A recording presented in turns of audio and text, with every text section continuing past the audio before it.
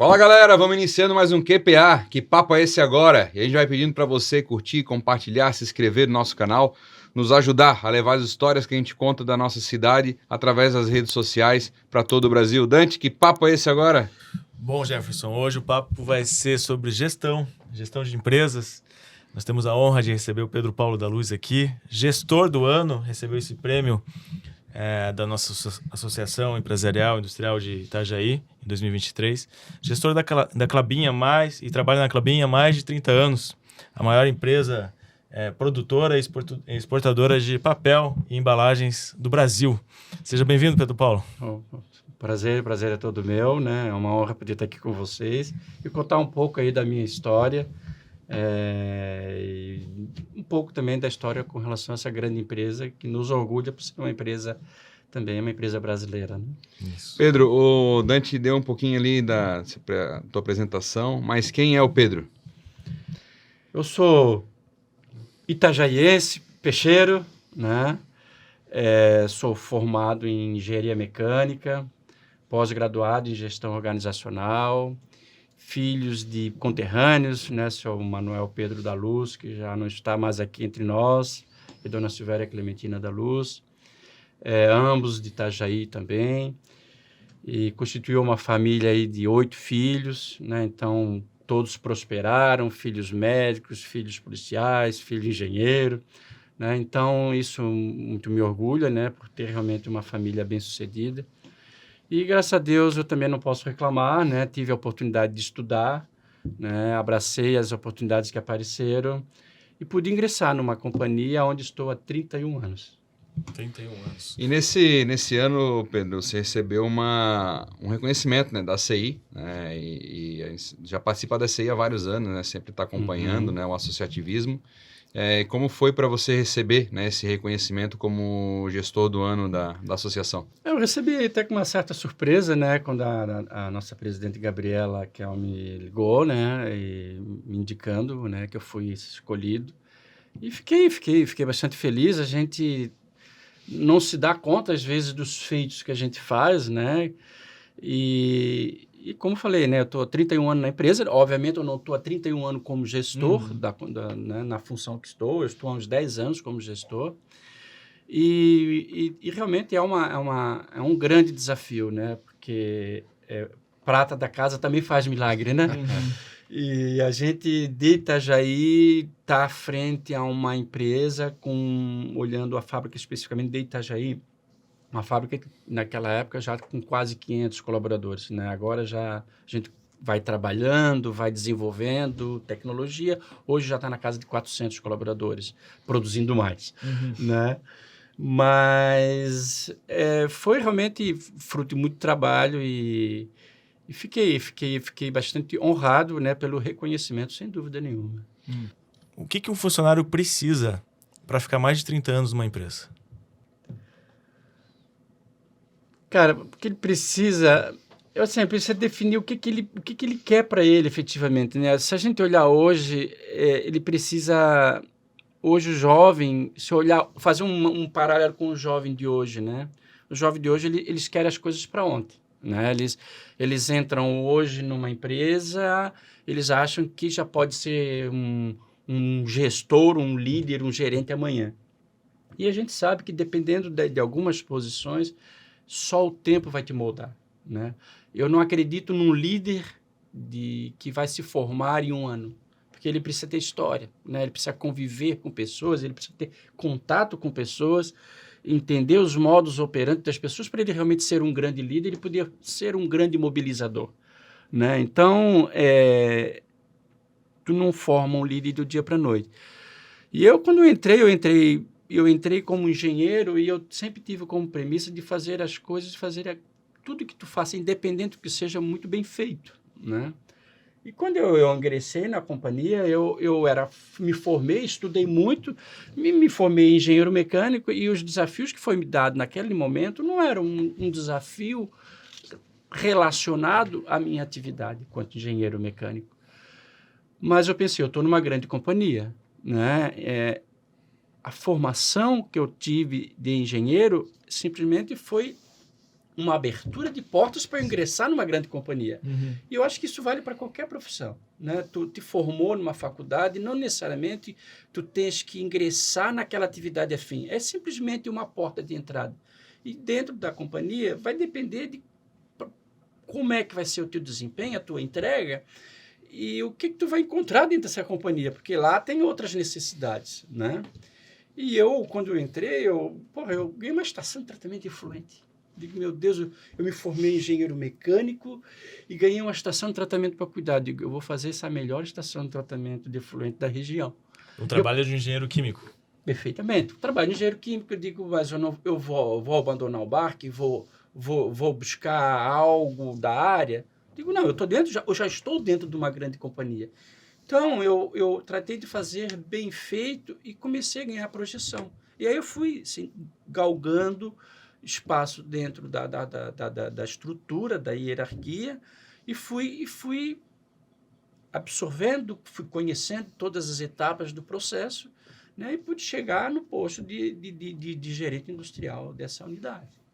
Perfeito. Hoje em dia se fala muito sobre, cada vez mais, a gente escuta as pessoas falar sobre gestão, a importância da gestão, a importância de estar próximo dos números, entender bem os números e tal.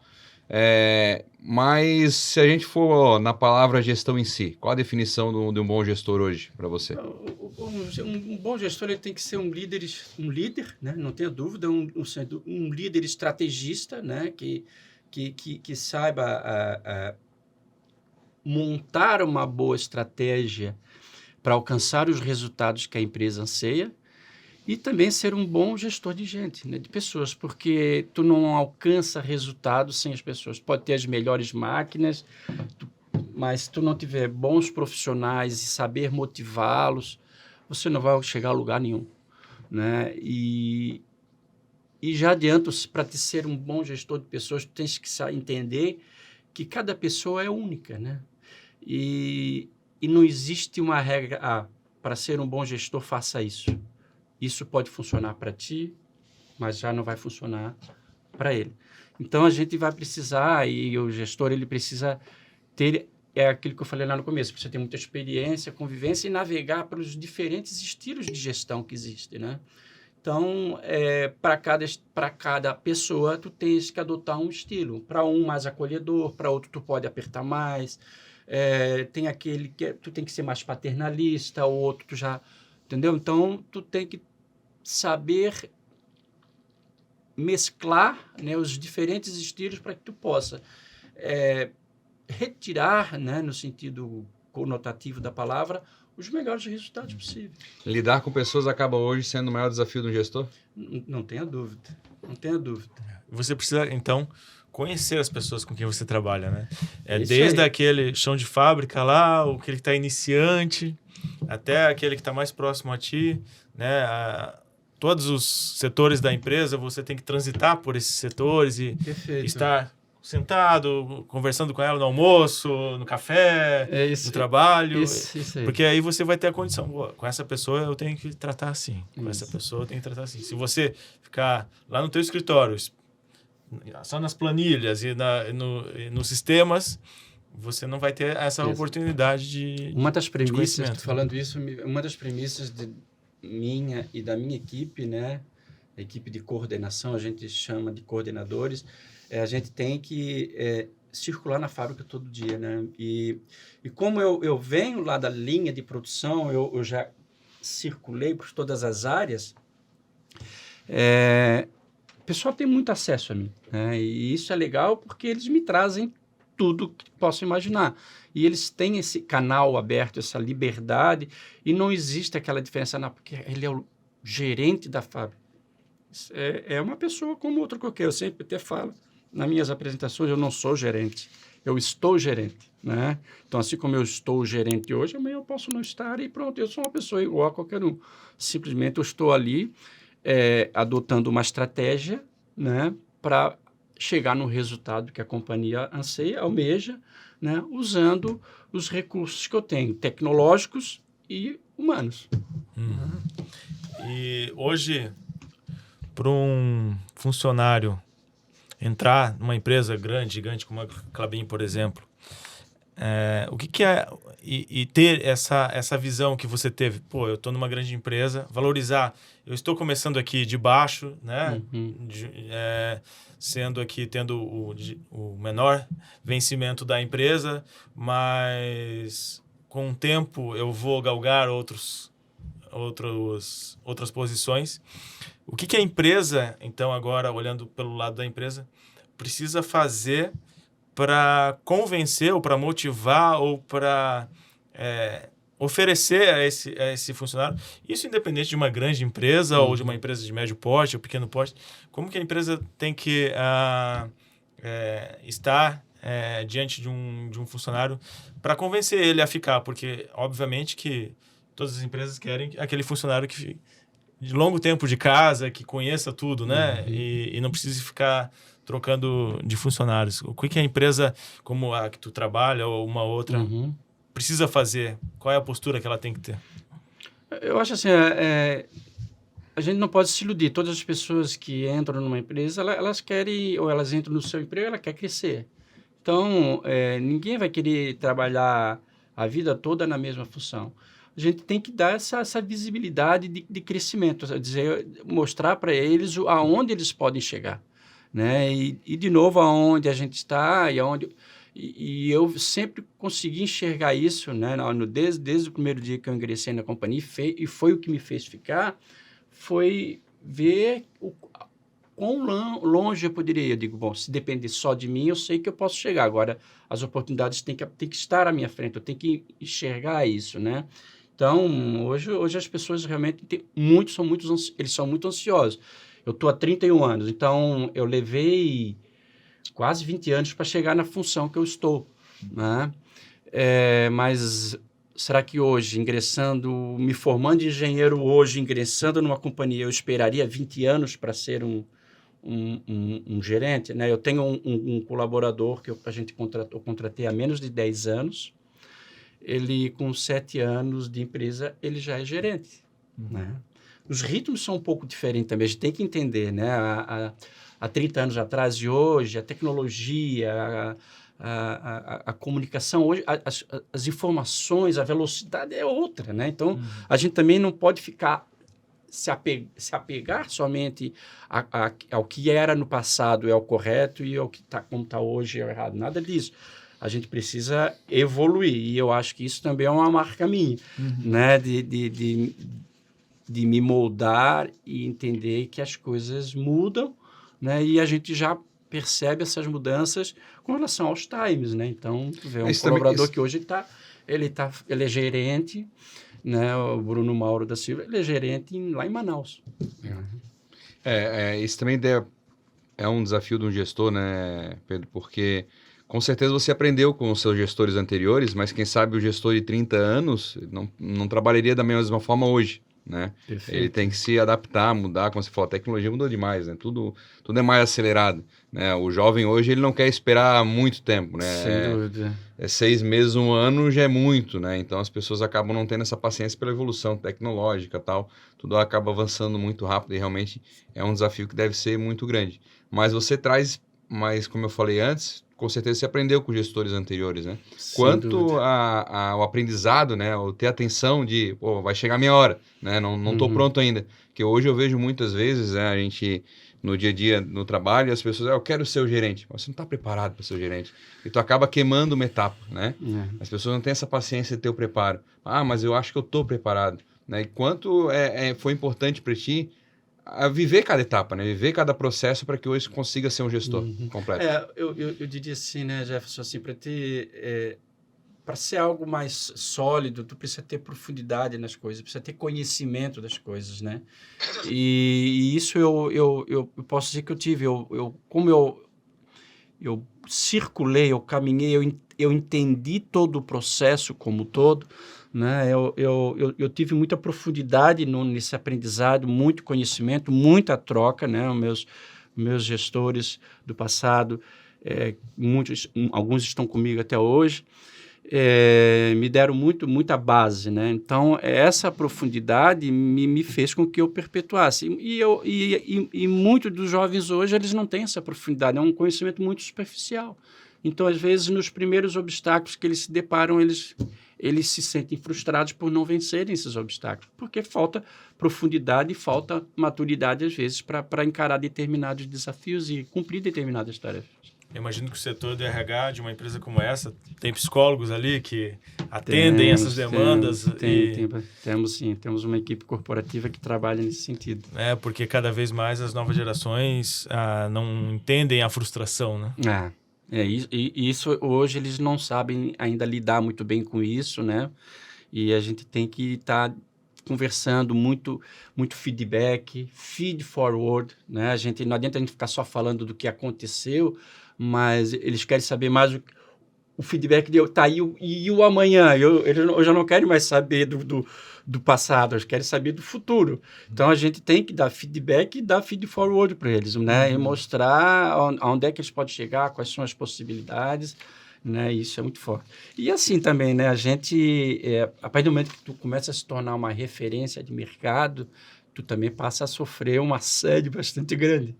E hoje a gente sofre um pouco ali, porque a Klabin é uma empresa visionária, é uma empresa bem vista no mercado, né? Com um nível de sustentabilidade muito forte, né? E todos sabem que quem trabalha na Klabin tem o seu valor, né? Sem desmerecer, sem dúvida nenhuma, sem desmerecer nenhum outro profissional de outro segmento. Então, eles vêm buscar muitos profissionais e aí a gente tem às vezes, algumas brigas indigestas, né? Com alguns segmentos, né? Porque tem um limite para também cobrir, né? A concorrência é feroz. A concorrência é feroz. Isso... E a concorrência hoje... Ela não está só em Itajaí está em todo lugar. Ou na região, mas isso também é bom para um gestor, né, Pedro? Porque senão tu fica também, às vezes, acomodando. Ninguém vem atrás da minha equipe, tô tranquilo, vamos manter a turma assim. Tem os dois lados da moeda. Tem um lado da moeda, aqueles que também querem entrar na Klabin, né? Que muitas vezes a gente abre um processo de recrutamento, são centenas de pessoas que se candidatam. Não, a gente sempre ouviu falar bem da Klabin, né? E é uma empresa de uma idoneidade indiscutível, né? Então, as pessoas realmente têm curiosidade e querem trabalhar, né? Na maior empresa, produtora, exportadora de papéis do Brasil. E esses processos seletivos são muito difíceis na Klabin, não? Não, eles são concorridos, né? Difíceis. O difícil é achar o profissional com o perfil que a gente gostaria que ele tivesse, né? Isso é difícil, por incrível que pareça. Às vezes a gente abre processos 2, 3 vezes e tu não encontra o profissional. Porque, assim, a questão é que não dá para te chegar e contratar um profissional e ficar 2, 3 anos desenvolvendo ele para performar. Tu precisa que ele entre jogando. Resolver o problema. Tem que entrar jogando, ou pelo menos já bater uma bolinha, né? Porque senão fica difícil, né? E aí, tu precisa que o profissional ele tenha um máximo de convergência com o perfil que tu estabeleceu ali. Senão, realmente, tu começa a ter aí um trabalho extra que tu não contava, né? Tu falou ele tem que entrar jogando. Eu imagino que também deve ter um programa grande na Klabin de jovens aprendizes, né? Há algum relato que tu pode contar de alguém que começou lá como jovem aprendiz e hoje já está num cargo de relevância na empresa e que você viu o desenvolvimento todo dessa pessoa e hoje ele está ali, ou em outra empresa, enfim? Menor aprendiz, assim, passou bastante, mas assim, é aquela história, eles entram e não ficam muito tempo. Realmente não ficam muito tempo. Claro que eles ainda não estão formados, né? Então, eles saem, voltam para a faculdade, mas eu tenho casos de estágios que eles foram até a nível de quase gerentes, né? Eu tenho um colega que está em Rio Negro, né? Na unidade de Rio Negro, ele entrou como estágio, estava fazendo estágio ainda e dali já ficou. A Klabin de 30 anos atrás, né, quando você entrou e hoje, né, a nossa cidade como um todo, ela mudou muito, né? Vem muita gente de fora e tal. Como é que você vê essa mudança, né? Que 30 anos atrás, possivelmente, era só gente de Itajaí que trabalhava lá, né? Hoje tem gente toda parte do país aí, né? A gente vê muita gente de fora vindo para Itajaí. Como é que é fácil de lidar com isso ou não? São culturas diferentes, são formas diferentes, né? Como é que Como é que o gestor lida com essa diferença cultural que vem do país inteiro? Aí a gente tem que começar a contar uma historinha aí, né? Porque a Klabin, aqui, ela iniciou sua história quanto Klabin em 2000, né? Mas essa fábrica, ela já roda aqui desde 1974 como Trombini, né? Então, são 49 anos já operando aqui. Então, começou em 1974 como Trombini e em 2000 ela foi incorporada pela Klabin. Tem toda uma história de Garas, mas em 2000 ela foi incorporada pela Klabin. Mas assim, o que muda da época que eu entrei para hoje é que a gente tinha, assim, no passado era muito uma linha de trabalho, muito comando-controle, né? Digo o que eu tenho que fazer, eu vou lá e faço. Quem dita o ritmo, quem tem que dizer o que tem que fazer é o teu líder e pronto. Diz que eu faço. É a mesma coisa de deixar... Eu chego lá na portaria da companhia, deixo a minha cabeça lá e entrego o meu corpo e tu faz a operação que quer, né? Falando de uma forma bem direta. Hoje, a gente já tenta desenvolver já um espírito de uma gestão semi-autônoma, né? E esse é o trabalho forte que a gente vem fazendo lá. Até, por sinal, a gente está, próximo dia 24, a gente vai concorrer, né? A gente está trabalhando para conquistar um prêmio internacional, né? Que é o prêmio JPM. Né? É um prêmio... nós temos um programa de melhoria contínua dentro da companhia, que é o Superar. E dentro desse programa de melhoria tem uma metodologia chamada TPM, né? Manutenção Produtiva Total. E ele é um programa japonês, né? Então, a gente já teve uma auditoria agora no início do ano. 2 japoneses vieram, nos auditaram para ver se a gente realmente está usando a metodologia de forma correta. E agora, dia 24, eles vêm para sacramentar, ver se a gente fez a lição de casa, para nós ganharmos ou não um prêmio, né, de excelência JPM.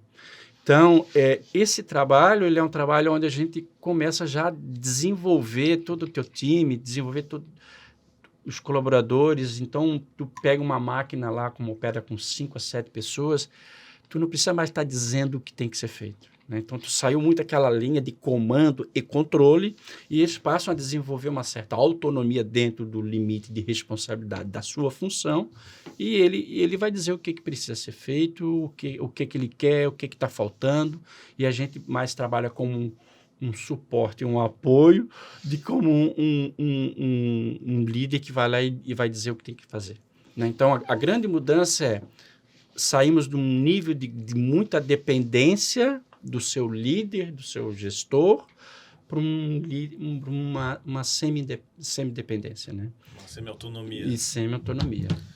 Tu falou dos japoneses, aí eu me lembrei dos orientais, né? Como eles têm a nos ensinar nessa questão da linha de produção, né? A organização deles, a eficiência que eles trazem, né? Como que como que você vislumbra isso? Pô, de fato, eles são a referência hoje no mundo ainda para nós. Você consegue implementar muito daquilo que eles, os cases deles nos ensinam? Você estuda muito essa aplicação aqui? Realmente não, sem dúvida eles são tudo isso mesmo, é espantoso ver, eles são muito inteligentes, né? Eles têm uma visão muito holística, né? Então, assim, tu tá conversando aqui com eles, já estão olhando lá na frente, né? Então, eles são realmente muito estratégicos, né? E os ensinamentos que eles nos trouxeram, né, com as ferramentas são fenomenais. A grande diferença é que eles têm uma disciplina muito grande, né? E essa é a nossa grande luta, né? É a disciplina em o que tu faz hoje, tu fazer amanhã e continuar fazendo no after day, né?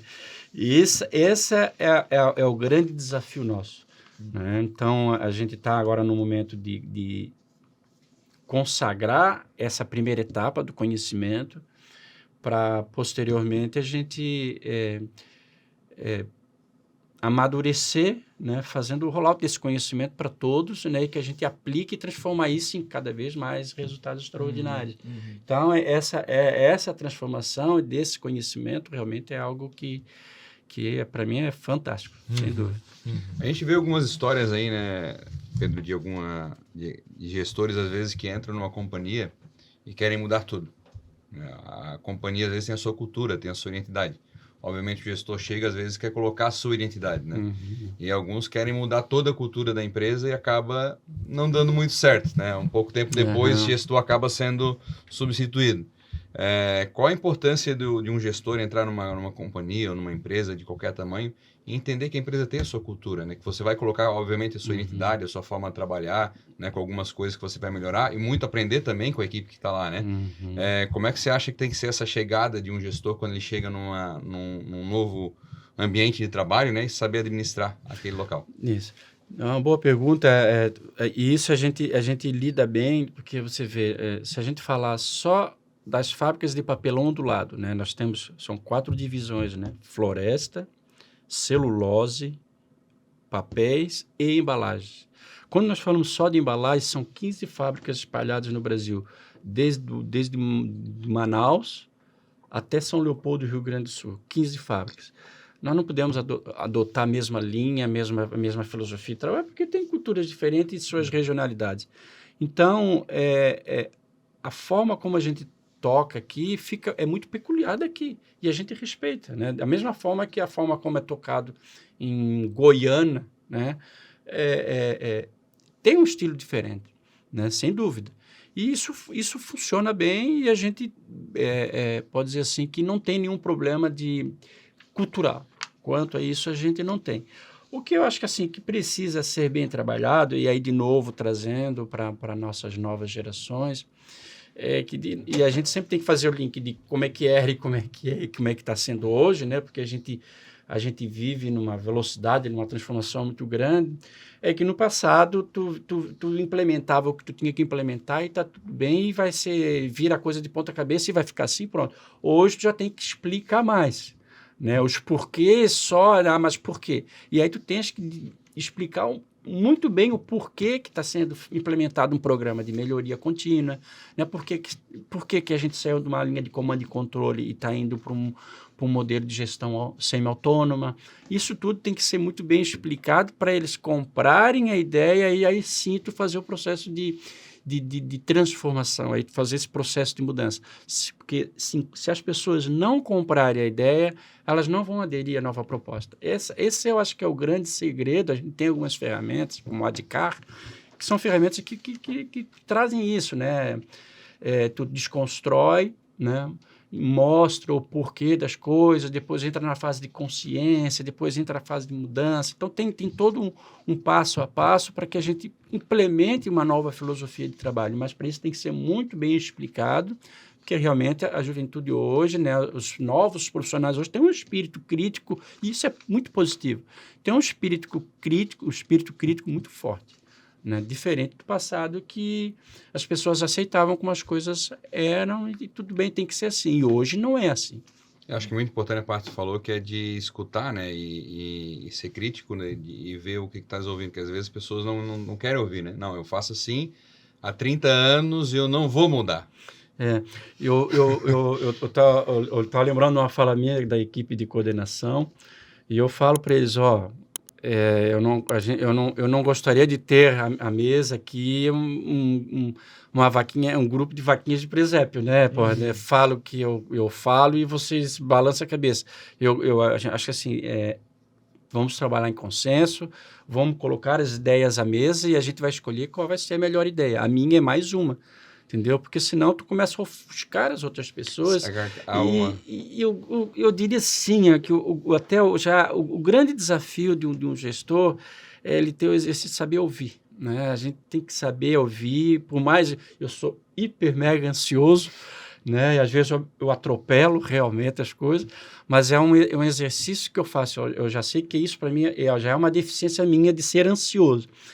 E às vezes eu atropelo. Então o exercício que eu faço é ouvir o máximo possível, porque com certeza às vezes de lá vem a solução que a gente tanto busca, né? Quem sabe é o que falta um pouco para essa geração que a gente, né, como você falou, que mudou muito, seja fazer um pouco de uma provocação, num bom sentido, mais criativa, mais provocativa, de realmente querer mudar algo de forma construtiva. Nós, vou mudar, botar para cá porque eu acho melhor. Mas não é porque eu acho melhor, porque o mercado às vezes acha melhor. O que falta, será que é um pouco mais de estudo, um pouco mais de pesquisa? Será que não vai muito porque eu penso que é bom e é bom? e não pelo que o mercado aceitaria melhor? Pode ser. Aí eu acho que entra muito naquela questão da profundidade, sabe? Ele precisa entender um pouco o que tem por trás das coisas, né? E aí eu acho que entra naquela questão de talvez ele ter um conhecimento muito superficial das coisas, né? As coisas vêm muito prontas para eles hoje, né? Então, claro que isso a gente está generalizando, né? A gente tem profissionais hoje que completíssimos, né? Mas para muitos as coisas vêm muito prontas, né? E às vezes até tem um ditado muito interessante, né? Tempos difíceis formam, né, homens fortes, né? Homens fortes geram filhos, né? Filhos frágeis, né? E filhos frágeis geram tempos difíceis. Então, que assim, começa a formar ali um ciclo vicioso, né? Que não é legal, né? Então a gente saiu de tempos difíceis, né? E às vezes de repente a gente está formando filhos que não conseguem encarar as dificuldades do dia a dia. Estão hoje, muito, né, numa zona de conforto. Numa zona de conforto, né? Talvez aquele super protecionismo, né? A gente quer criar o filho numa redoma de vidro e eles se tornam frágeis, né? Então eles se frustram com qualquer tropeço, com qualquer derrota. Sim, a tecnologia e esses tempos fáceis que a gente vive de conforto trouxeram também para dentro das empresas ferramentas que mudam também a rotina de uma empresa, né? O próprio smartphone, há 15 anos atrás, não existia. Então, você saiu de uma era em que as pessoas tinham um telefone fixo em casa e iam trabalhar, né? E tinha um telefone fixo da empresa ali. E hoje a inteligência artificial já está chegando e aí com já toda velocidade. Entrou o smartphone, entraram as redes sociais, entrou o WhatsApp, os grupos, entrou, depois da pandemia, isso ficou mais difundido, as videoconferências. Como que a empresa que você trabalha, ela atua com essas facilidades que podem criar dificuldades? Como que é essa rotina dentro da Klabin? Nessa questão dessas tecnologias eu acho que a tecnologia é um caminho sem volta, né? Para estar 124 anos no mercado, né, não é por acaso, né? Então, tu tem que dançar música, né? A tecnologia tem para realmente ser usufruída e não tem volta. Tu tem que aproveitar e explorar o máximo dela, porque senão tu fica para trás, né? E queira ou não queira, é o celular, toda a mídia que nós temos por trás, toda essa tecnologia que tem por trás, a gente tem que transformar isso e ver como é que isso pode ser usado dentro da nossa fábrica, né?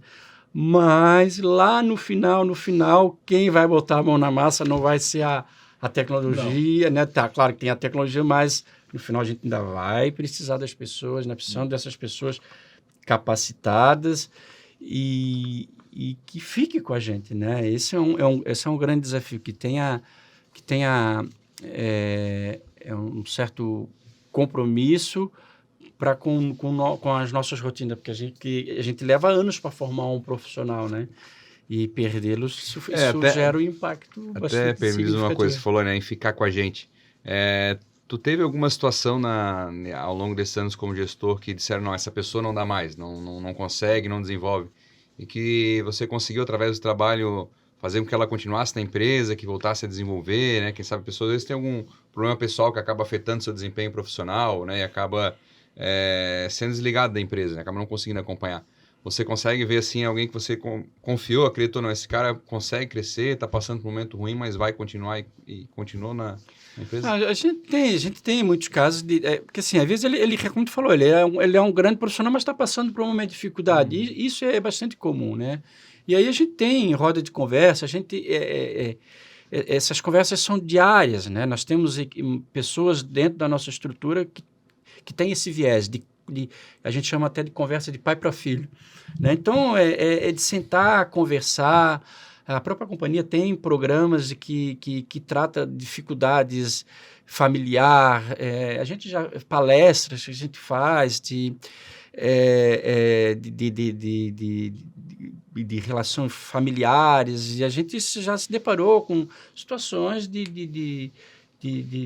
da mulher, porque no passado a gente não tinha mulher na linha de produção, hoje a gente tem mulheres, várias mulheres na linha de produção, e a gente se deparou com situações de mulheres que estavam sofrendo agressões, né, no lar. Então, assim, a gente procurou dar apoio e elas continuaram com a gente, né? Então, assim, existe um trabalho, sim, social bastante importante dentro da empresa, sim.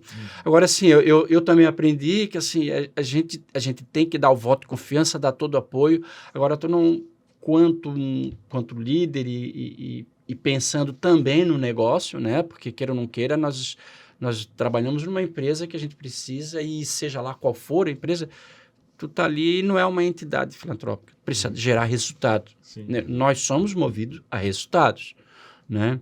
Então, a gente tem que estabelecer um limite. E o tempo, a tolerância que a gente tinha no passado, hoje essa tolerância ela é bem menor. Porque tu não pode ficar esperando muito tempo, porque tu tá perdendo dinheiro.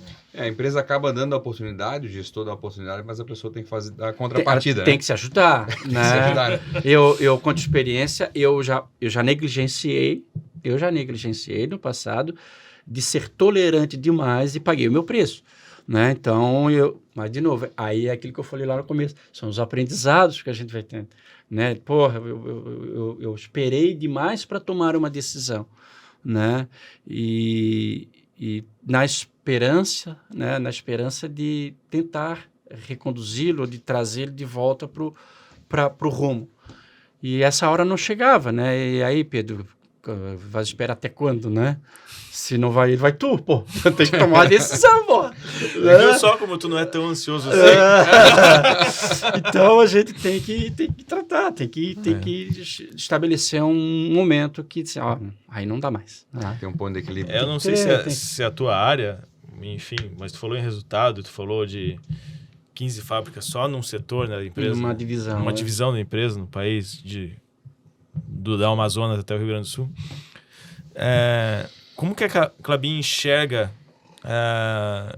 especialmente esse custo Brasil que se fala tanto? Porque a Klabin necessita de ferrovias, de estradas, de portos.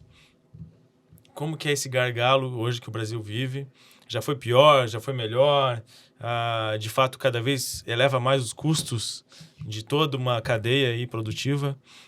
Vocês lidam muito com isso, tem que ter muito cálculo ali para vencer essa demanda? Essa conta a gente faz todo dia.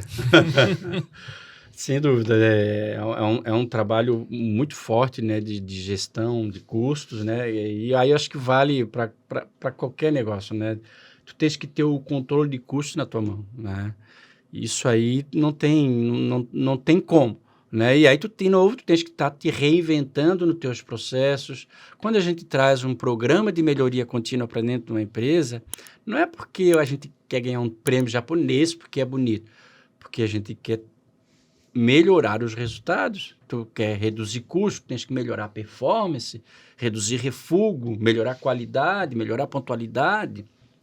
Então, tu tem que performar, né? Então, olhar os teus indicadores industriais e buscar performar e fazer o melhor possível com aqueles indicadores. E quem vai dizer como é que tu vai fazer o melhor possível são aquelas pessoas que fazem acontecer. Então, tens que dar conhecimento a eles, né, dar ferramentas para que eles possam desempenhar cada vez melhor aquelas atividades. Então, acho que um dos segredos é tu performar bem industrialmente, lá na linha de produção. Tem o outro lado, que é a questão comercial, né, trabalhar com a marca, né, toda a estratégia da companhia com relação à própria sustentabilidade dela, né, a idoneidade dela, esse outro viés, aí tem toda uma estrutura voltada para isso. Mas industrialmente falando, como eu diria aqui em Itajaí, a gente tem um trabalho muito forte de gestão de custo, sempre olhando, nós temos pessoas que cuidam de pacotes de contas, né, como se fosse uma conta bancária. Ó, essa conta é tua. Nós temos, esse aqui é o orçamento para o ano. é daqui para baixo. Então, vamos procurar oportunidade. E tu fica sempre revisitando, né? Olhando o processo, por que gastou mais, por que gastou, né? Por que gastou menos, né? Quais são as oportunidades que tem, né? Dá para desenvolver uma nova tecnologia, o que pode ser feito? A gente está sempre olhando oportunidades, né? Então, tu fica rodando um PDCA aí ali em cima, sempre buscando melhorar e melhorar e melhorar. Não tem outro caminho. É interessante como algumas coisas evoluíram muito, né? A gente vem falando aqui ao longo do programa como as coisas evoluem, a tecnologia e tal, mas umas coisas não mudam, né? Como a gestão de custos sempre foi um calcanhar aí de todas as empresas, né? Tá analisando, né? Então, algumas coisas não mudam, tem que continuar. Vão mudar, quem sabe, a forma de ajudar a analisar aquilo ali, né? Com programas, com sistemas, mas é um ponto muito forte de cada empresa que pode virar um ponto fraco rapidinho. É que assim, muito dos teus insumos, tu não pode mudar. Não. O insumo é aquele insumo, tu não vai trocar a celulose por não tem como. E uma série de outros insumos envolvidos, tu não tem como mudar. Tu pode mudar o fornecedor, tu pode, sei lá, mexer na logística, tu na precisa forma, de energia. Mas... Vem do diesel ou vem da eletricidade? Isso vale para qualquer negócio, né? Já tem histórias do cara que tinha uma lanchonete, uma pizzaria, enfim, ele mudou a receita porque pegou um produto mais barato, porque ele está muito caro. Então, ele não quis aumentar o preço do produto, ele quis diminuir a qualidade do produto. Aconteceu, acabou afetando, né? Perdeu a mão, né? Perde o produto e acaba, ao tempo que vai diminuindo a venda, vai acabando e acaba sendo afetado. Que pode ser trabalhado e criado novas tecnologias. Tu pode desenvolver, lançar outros produtos no mercado. Agora, tu não pode... O que tu já vendia, tu não pode mudar, né? Diz assim, agora eu estou apresentando uma nova tecnologia e aí tudo bem, tu intitula com outro nome, mas... Para evoluir, né? Isso aí não tem muito caminho. E tu falou, cuidar da imagem da empresa, né? Hoje em dia, como uma imagem da empresa é cada vez mais sensível. Mas em tempos de de rede social, né? Se uma empresa ela investe num garoto propaganda A, B, isso já gera Pode dar certo ou errado, né? Nossa, e a Klabin, né? E todas as empresas que atuam nessa área, que envolve muitas questões ambientais mesmo, deve ser assim um setor cuidado, né? de cuidado. Uma análise muito criteriosa. Né? Trazendo até um exemplo, na marejada de 2022, isso, 23 não teve, infelizmente, né? Mas em 2022 a Klabin patrocinou a marejada e o grande apelo foi de sustentabilidade, né? Então, ali houve um patrocínio com todo o material que circulou na área gastronômica, de alimentação, na praça de alimentação, foram todos de materiais recicláveis, né? Então, as bandejinhas, os talheres foram de amido, né? As bandejinhas de papel, o copo de papel, a água, né? Fornecida lá pela Semasa, então não tinha embalagem plástica. Isso. Então, ali foi uma forma de projeção e na Ocean Race adotaram a mesma estratégia, né? Procuraram a Klabin e a Klabin forneceu materiais biodegradáveis, podemos dizer assim, né? Porque o papel, em questão de meses, ele se reintegra à natureza e se torna adubo, né? Então, assim, nós estamos numa empresa, vamos dizer assim, amiga da natureza, né? Então, isso também é uma razão de orgulho. Que bacana, que papo, hein, Dante? Muito bom, muito bom. Enquanto a gente vai chegando aqui ao final, enquanto prepara aquela última perguntinha e fazer mais uma pergunta para ele, como é que você vê o gestor do futuro? Boa pergunta aí. Cara, eu sinceramente, é uma grande incógnita, né? Porque tem que ter uma bola de cristal. O gestor do futuro, ele vai ter grandes desafios para lidar com nossa mão de obra, né? Porque cada vez mais a gente vai ter muita tecnologia, né? E ele vai precisar de muita, talvez, assim, de muita abertura para o novo, né? Eu posso dizer que eu fiz um esforço para acompanhar essa evolução, mas a velocidade das coisas, elas estão sendo uma velocidade exponencial. entendeu? Antes as coisas aconteciam de um ano para o outro, depois já passou de um mês para o outro. Hoje, do dia para o outro, as coisas mudam muito rápido, né? Então, esse gestor... E todo mundo quer trabalhar atrás do computador, né? Todo mundo quer trabalhar numa salinha com ar-condicionado atrás do computador. Então, esse gestor do futuro ele vai ter grande desafio para poder achar as pessoas que ele precisa para trabalhar numa caldeira, né? Para trabalhar no campo, plantando muda de pinos e eucalipto. Então, ele vai precisar trabalhar muito das pessoas para que tu tenha as pessoas certas para o lugar certo. Afinal, nem tudo dá para fazer no home office. Não dá para fazer no home office. Isso também dá uma boa história, essa questão do home office. Bom, pessoal, esse foi o Pedro Paulo, gestor, né? Gestor do ano da nossa associação empresarial. Muito obrigado pela presença, por esse bate-papo aí. Foi muito enriquecedor, né? Escutar um pouco aí sobre gestão, sobre a tua experiência. E muito obrigado. Mas antes, temos a última pergunta. Opa! O Jefferson perguntou sobre o futuro, a gente vai voltar um pouquinho para o passado. O Pedro Paulo, criança, lá com 10 anos, ali no bairro Dom Bosco, por ali, né? Isso aí, jogando bolas. Jogando bola ainda naqueles campos ali. Tomando banho no rio Itajaí Mirim, que hoje não dá mais, né? Não dá mais. Então, o Pedro Paulo de lá, imagina se ele pudesse receber uma carta do Pedro Paulo daqui, hoje. O que o Pedro Paulo daqui escreveria para o Pedro Paulo, criança, na infância lá? Que eu fui um vencedor. Que eu tô de parabéns. Perfeito. A gente tem que, né? Claro. Mas assim, eu olhava as dificuldades que eu vivi lá no passado, né? A gente passou por situações bastante difíceis, né?